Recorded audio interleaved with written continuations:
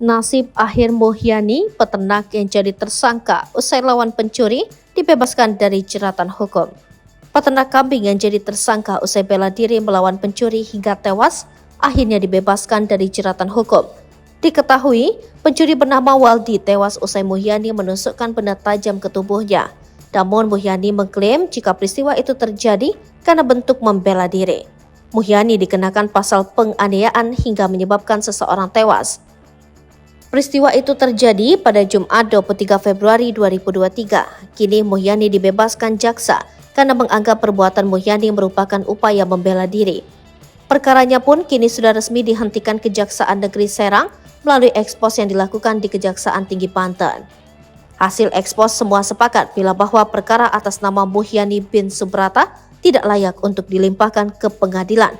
Berdasarkan fakta perbuatan yang digali oleh jaksa penuntut umum, ditemukan bahwa telah terjadi pembelaan terpaksa sebagaimana yang dimaksud oleh pasal 49 ayat 1 KUHP, kata Kepala Kejaksaan Tinggi Banten, Didik Farhan dalam keterangannya. Dalam pasal tersebut dijelaskan mengenai seseorang yang melakukan perlawanan untuk mempertahankan harta benda miliknya atau melindungi harta benda orang lain dikelompokkan sebagai orang yang melakukan pembelaan terpaksa. Selain itu, hasil visum et repertum Rumah Sakit Bayangkara juga menjadi bahan pertimbangan dalam membebaskan Muhyani. Adapun berdasarkan hasil visum, diperoleh kesimpulan bahwa korban tak langsung meninggal begitu Muhyani melakukan perlawanan menggunakan gunting.